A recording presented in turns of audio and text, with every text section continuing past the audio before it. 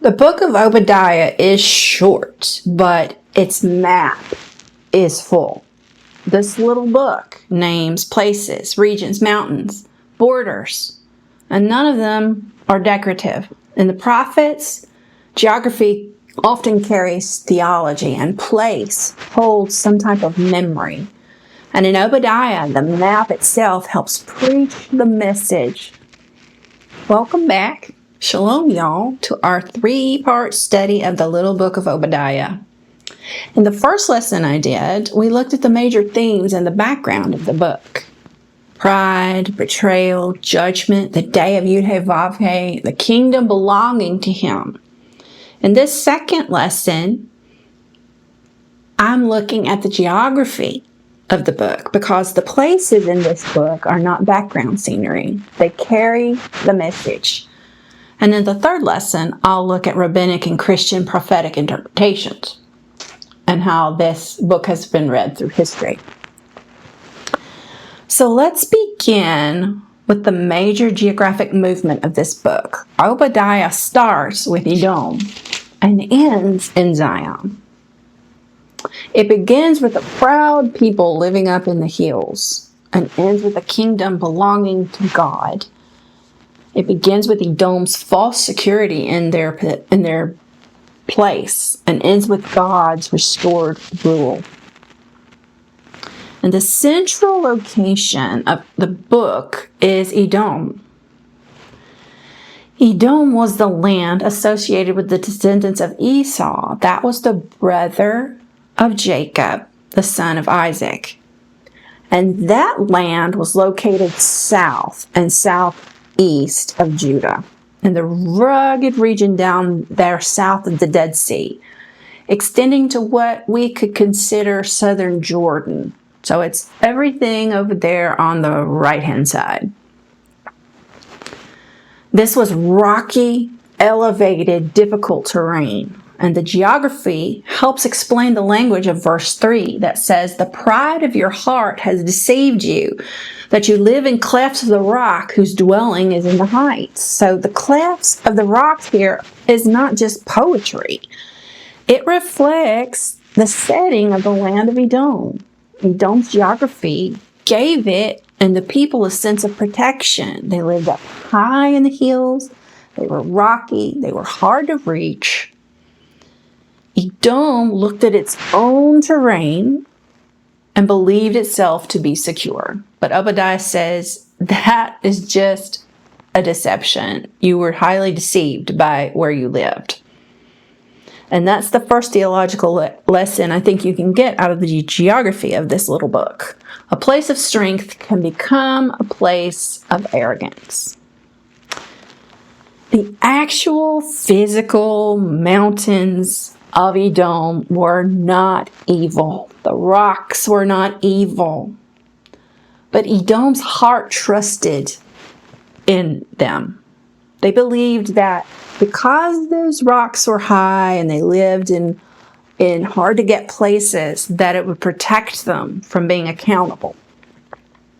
Yud-Heh-Vav-Heh says, "Even if you soar like eagles and make your nest up way above the stars, I'll still bring you down." There's a place now that I'm going to that we see several times in here called Mount Esau. In verse 21, Obadiah says that deliverers shall go up to Mount Zion to rule Mount Esau, and the kingdom shall be Yud-Heh-Vav-Heh's. This Mount Esau, I think, is best understood as symbolic. A phrase for the entire territory, the mountain land that they lived in. I don't think it's best read as one single mountain piece that we can mark with any certainty. It represents the entire domain of Edom, the entire heights of Edom, its land, its identity. And Obadiah sets Mount Esau in contrast with Mount Zion. Mount Zion is Jerusalem's holy mountain. He places that association with Mount Zion. God's presence is there. The deliverance, the kingship, and the hope is all placed in Mount Zion. But Mount Esau represents that proud prideful security and the betrayal. Mount Zion represents restoration and reign of the Lord. So the geography here is becoming a theological contrast. The mountains of pride and the mountains of deliverance. Obadiah names two more places. They name Jacob and they name Judah. Jacob here represents the covenant people, the descendants of Jacob, the people of Israel. This was, remember, Esau's brother. Judah refers especially, I think, to the southern kingdom and the people who suffered this calamity. So when Obadiah says Edom committed violence against your brother Jacob, the book is pulling us all the way back into Genesis. Edom and Judah are not strangers on a map. Their story begins with the actual men, Esau and Jacob. They are brothers in the same family. They're twins. They were born on the same day. That's why I think the map in the book of Obadiah is a family map. The land of Edom and the land of Judah sit near one another, but the deeper issue is not the proximity. It's the kinship they have with one another. Edom should have acted like Jacob's brother. Instead, they watched Jerusalem suffer, and then they took advantage of them. Jerusalem appears here in the book as a wounded city. In verse 11, strangers are carrying off the wealth. Foreigners are going into the city, and they're casting lots for Jerusalem. And Edom is condemned for standing back, aloof, it says, on that day. Jerusalem is not described at length here in this book, but the calamity is central to the accusation God brings to Edom. The city of David, the city associated with the temple, the covenant center of the life of Judah, has been violated, and Edom didn't defend it. Edom became like one of the enemies. And then we come to Mount Zion, which is what the end of the book brings us to. In verse 17, Obadiah says that on Mount Zion there shall be those who escape, and it shall be holy. And the house of Jacob shall take possession of those who dispossess them. And Zion is the place where it appears. The city that was wounded wasn't abandoned. The violated place becomes a place of restoration. This movement from the calamity of Jerusalem to the deliverance of it is essential. The book of Obadiah doesn't only give us words against Edom. It gives us words of hope for the people who suffered. The same God saw Edom's pride, and they see the wound of Zion.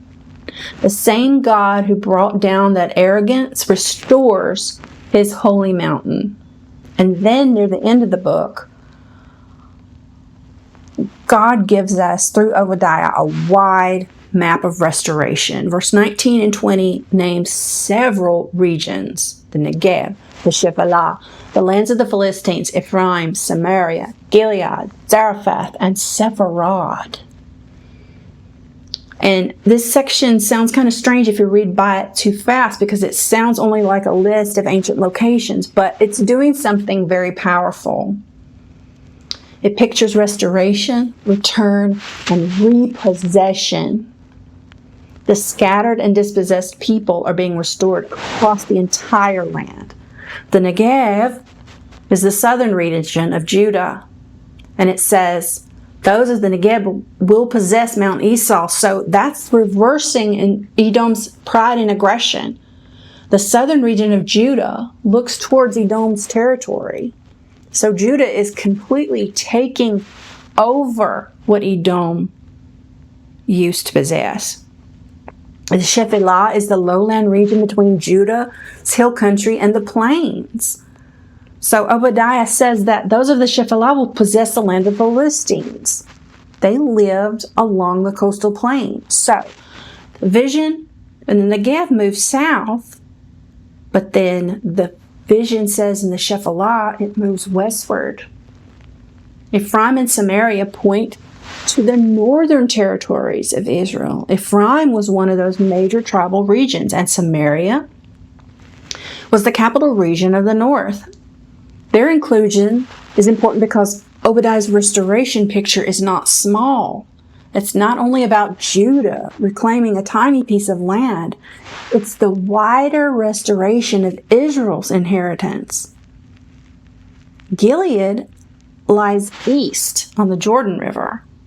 Benjamin, he says, will possess Gilead. That stretches the restoration vision across the Jordan. And again, the point is bigger than one local dispute about a land. God's telling us this scattered inheritance is being gathered back in. Then we have Zarephath. That was a Phoenician coastal town north of Israel between Tyre and Sidon. That's way up north. It's also remembered, if you remember Elijah's story in 1 Kings, Elijah was sent to that widow of Zarephath. In Obadiah, it appears as part of the geography of exile and restoration. It's going to become a part of the land again. And then comes Zarephath. And I said that wrong. Then comes Sepharad. Sepharad is one of the debated locations in Obadiah. Later Jewish tradition tells us they associate it with Spain. And that's where the term Sephardic eventually comes from. But in the original setting of Obadiah, the exact location isn't really certain. Scholars have suggested different possibilities, often somewhere in the broader Mediterranean or Asian Minor, maybe. It's best to say that Sepharad represents a distant place of exile, whose precise location we're debating still, but we have survived the geography without pretending more certainty than the text gives us. So what's this list doing? It's showing that the Lord's restoration reaches scattered places, just like listing Sepharad there. That's so far away. But God says, yeah, I'm going to bring those folks back too. The furthest out I can find them, they're coming. The people who were dispossessed will repossess. The people who were exiled, they're going to return. That map of Israel was fractured by violence, and it will be reordered under the reign of God. And this is where we must pay attention to this very last verse, verse 21. For liberators shall march up on Mount Zion to wreak judgment on Mount Esau, and dominion shall be Yud-Heh-Vav-Heh's. Obadiah's geography ends with a theological statement. The map is not final.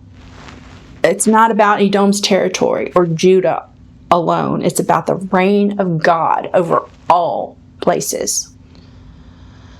And there's a broader phrase in Obadiah that I think is important to bring up. He says the nations a lot. Verse 15 says the day of Yud-Heh-Vav-Heh is near against all the nations. Edom is the immediate focus, but Edom is not the full picture. The nations, all of us are accountable to God. Edom becomes the example, but God's rule extends to all peoples.